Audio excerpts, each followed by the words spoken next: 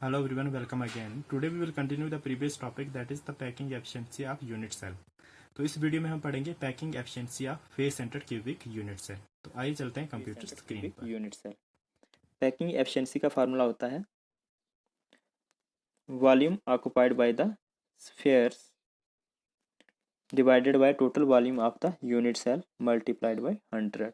तो परसेंटेज निकालेंगे कितनी स्पेस जो है पार्टिकल्स ने ऑक्युपाई किए एक यूनिट सेल के अंदर, face centred cubic unit cell के अंदर।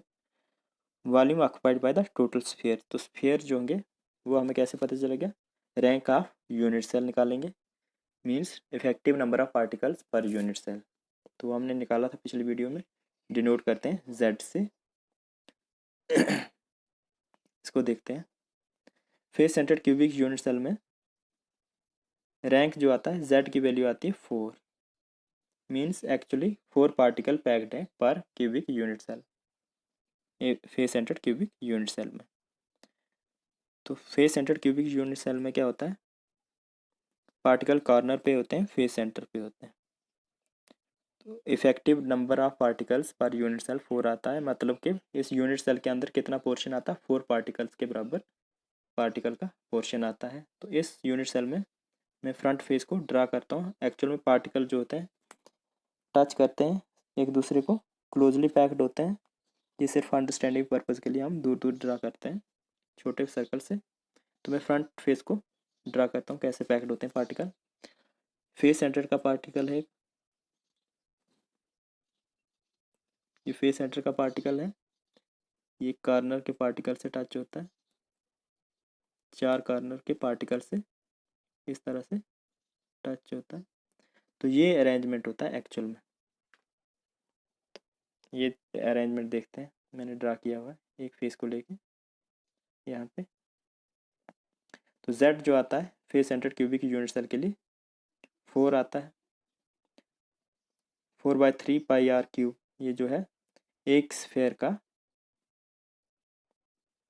वॉल्यूम होता है, एक स्फेयर का वॉल्यूम आता है 4/3 पाई आर क्यूब। तो face centred cubic unit cell में 4 स्फेयर पैक्ड होते हैं, 4 स्फेयर पैक्ड होते हैं, मतलब 4 पार्टिकल पैक्ड होते हैं। अब जो रहा, अब हमें कैलकुलेट करने के लिए total volume of unit cell. तो volume of unit cell means cubic unit cell, एक क्यूब का जो वॉल्यूम निकालना उसका फार्मूला क्या है, volume of cubic unit cell is equal to side cube. ये फार्मूला होता है मैथमेटिकल। तो हमने साइड को डिनोट किया है ए से, तो ए का क्यूब, ये फाइंड आउट करना अब हमने। तो आइए देखते हैं, एक फेस को मैंने ड्रा किया है यहाँ पे, फेस के ऊपर ये शो किया है मैंने, एज जो है ए से डिनोट किया है, ये एज ए के बराबर, ये भी ए, और ये भी ए होगा, ये भी ए के बराबर होगा। ये डिस्टेंस सारा ए के बराबर होगा, जितने भी एजेस होंगे। ये मैंने सिर्फ एक फेस शो किया है। तो ये यहाँ से देखते हैं, from figure A C is equal to 4R। A C जो है, यहाँ पे मैंने एक ट्राइंगल बनाई है, शो की है कलर से, A B C, triangle A B C. इसमें ए सी जो है फाइंड आउट करना हमने। ए बी जो है ये एज है ए के बराबर, बी सी ये भी एज है, ये भी ए के बराबर है इसका डिस्टेंस। अब जो ये फेस है, एक स्क्वायर बना है, स्क्वायर के अंदर जो ये स्ट्रेट ये लाइन है, ये डायगोनल बन रहा है इसका, डायगोनल ऑफ द फेस। ये स्क्वायर है, डायगोनल ऑफ स्क्वायर कहेंगे या डायगोनल ऑफ फेस, क्योंकि ये फेस लिया हमने यूनिट सेल का। तो इस फेस डायगोनल का डिस्टेंस कितना है, 4R के बराबर है। तो यहाँ पे जो पार्टिकल पैक्ड है, ये है सेंटर पार्टिकल, ये 4 कॉर्नर के पार्टिकल हैं। सेंटर पार्टिकल के साथ ये 4 पार्टिकल टच हैं।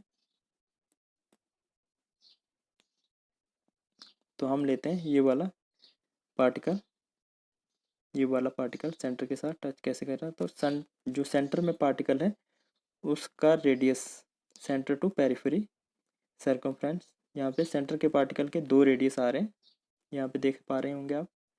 और जो ये वाला कॉर्नर है इसका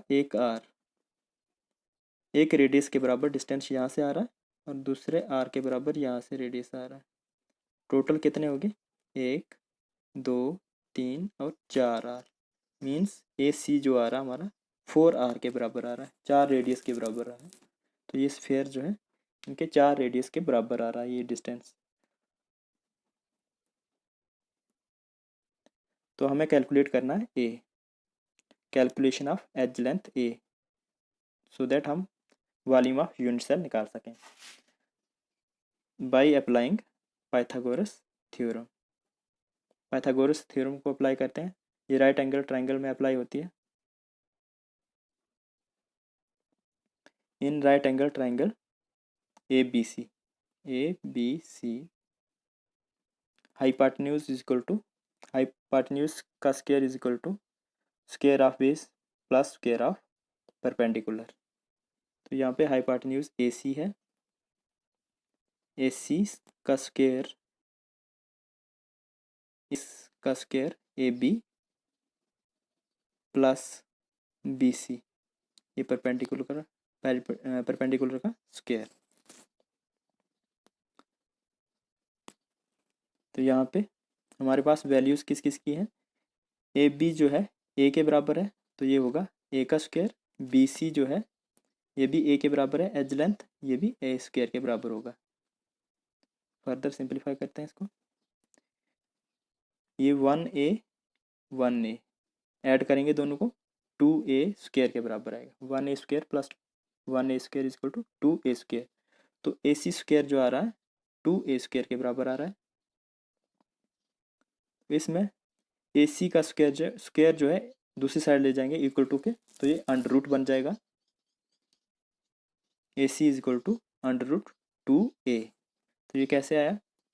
जब स्क्वायर दूसरी साइड जाएगा तो रूट 2 बन जाएगा और साथ में एक स्क्वायर का भी रूट बन जाएगा। तो स्क्वायर और रूट कैंसिल आउट हो जाते हैं, तभी रूट सिर्फ 2 पे बचा, ए पे नहीं है। फर्दर ए सी की वैल्यू हमने पहले निकाली थी, A C is equal to 4 r. ये यहाँ से हमने निकाला ये distance, A C is equal to 4 r. तो ए सी की जगह हम क्या पुट कर देते हैं? 4 r. 4 r is equal to under root 2 a. तो यहाँ से हम वैल्यू निकालेंगे ए की, मैंने कलर्ड मार्क किया है। ए को निकालेंगे तो ए यहीं रहेगा, अंडर रूट डिनोमिनेटर में चला जाएगा 4 के नीचे। तो यहाँ पे a is equal to 4 r upon under root 2। ये सिंप्लीफाई करेंगे तो आएगा 2 रूट 2 आर। इसको सिंप्लीफाई करते हैं,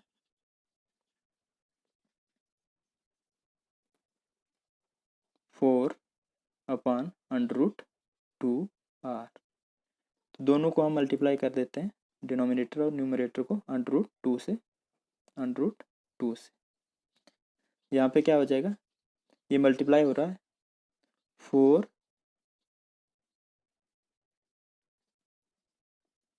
रूट 2 आर हो जाएगा यहाँ पे, डिवाइडेड बाय ये भी अंडर रूट 2 है, अंडर रूट 2 का स्क्वायर, इन दोनों का स्क्वायर हो जाएगा। तो ये स्क्वायर और रूट कैंसिल हो जाएगा, तो यहाँ पे 2 बचेगा। 2 1 ज़ा 2 और 2 2 ज़ा 4। तो यहाँ पे क्या आ रहा है हमारा? 2 अंडर रूट 2 आर। ये फाइंड आउट करना था, कैसे निकला मैंने समझाया आपको मैथमेटिकली।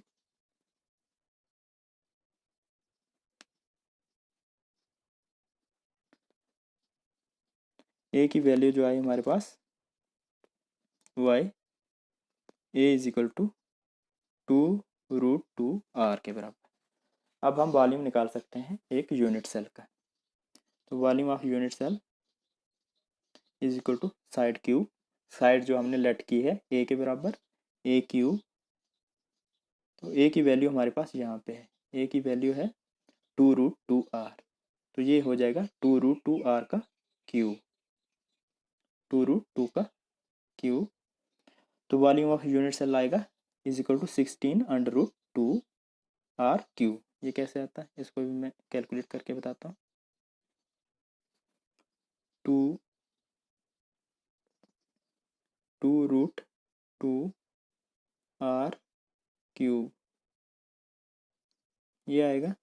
यहाँ पे 2 का क्यूब करेंगे, 2 मल्टीप्लाइड बाई 2 मल्टीप्लाइड बाई 2, ये आएगा हमारे पास 8।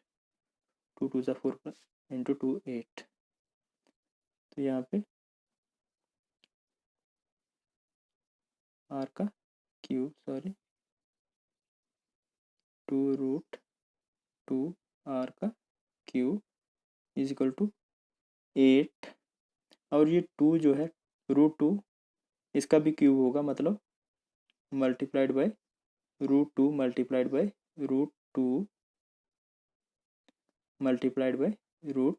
तो ये दो रूट जो है इनका स्क्वायर हो जाएगा, ये आएगा हमारे पास √2 स्क्वायर। और ये एक बच जाएगा, ये और ये कैंसिल, 2 यहाँ पे आएगा 8 इंटू 2, 8 इंटू 2 इंटू √2। तो ये आएगा 8 2 ज़ा 16 √2।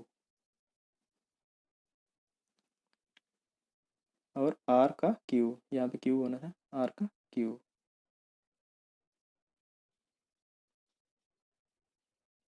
ये आता है volume of unit cell is equal to 16√2r³। अब वैल्यू मिल गई हमें वॉल्यूम ऑफ यूनिट सेल, इसको पुट करते हैं फार्मूले में। Packing efficiency of face centred cubic unit cell is equal to 4 into 4/3 pi r³। 4 जो आया हमें रैंक से, ये वॉल्यूम ऑफ स्फीयर है, ये rank z volume of sphere, ये आया हमारा यूनिट सेल का वॉल्यूम मल्टीप्लाइड बाई 100। फॉर्मूले में पुट किया, इसको सिंप्लीफाई करते हैं। पहले सिंपल 4 से 4 मल्टीप्लाई किया, 16 आया, एज इट लिखा टोटली। नेक्स्ट यहाँ पे जो है 16 डिवाइडेड बाई 3, न्यूमरेटर में एक फ्रैक्शन है और डिनोमिनेटर में 16√2/1, ये दूसरी फ्रैक्शन है। ये डिवाइड में है, डिवाइड कर रही हैं तो इसको मल्टीप्लाई में करेंगे तो ये वाली जो फ्रैक्शन है ये इन्वर्टेड हो जाएगी, मतलब 16 divided by 3 multiplied by 1 divided by √2। तो पाई इसके साथ पहले से लगा हुआ है, ये सिंपल है, r कैंसिल आउट हो जाएंगे, r³ कैंसिल हो जाएंगे। पाई इंटू 100 ये फार्मूले का है। इसको फर्दर सिंपलीफाई करेंगे तो यहाँ पे 16 कैंसिल आउट हो जाएंगे, डिवाइड कर रहे हैं। अब जो बचा हमारे पास पाई अपॉन 3 रूट, यहाँ पे क्या बच रहा है, 1 बचा, यहाँ पे भी 1 है, पाई अपॉन 3√2 मल्टीप्लाइड बाई 100। पाई की वैल्यू होती है 3.14 डिवाइडेड बाई 3 इंटू √2 की वैल्यू होती है 1.414 मल्टीप्लाइड बाई 100। इसको 100 से मल्टीप्लाई करेंगे तो कितना आता है, 3.14 डिवाइडेड बाई 4.242 मल्टीप्लाइड बाई 100, ये आता है हमारे पास 74%। 74 आंसर आता है और परसेंटेज फ्रैक्शन निकाल रहे हैं तो कितना आएगा, 74%। इट मीन्स एक face centred cubic unit cell में 74% स्पेस जो होती है वो पार्टिकल्स ने ऑक्यूपाई की होती है और 24% स्पेस जो होती है वो वेकेंट होती है। Therefore packing efficiency of FCC is equal to 74%। Face centred cubic unit cell को क्यूबिक क्लोज पैकिंग भी कहते हैं या हेक्सागोनल क्लोज पैकिंग कहते हैं, उसमें भी एफिशिएंसी जो आती है 74% आती है। इसी तरह से कैलकुलेट करते हैं हेक्सागोनल क्लोज पैकिंग और क्यूबिक क्लोज पैकिंग, ये पढ़ेंगे नेक्स्ट वीडियो में। और वेकेंट स्पेस जो आएगी 100 में से माइनस करेंगे 74%, तो 26% जो है वेकेंट स्पेस है जो कि वर्ड्स होंगे। तो ये था packing efficiency of face centred cubic unit cell. Thank you.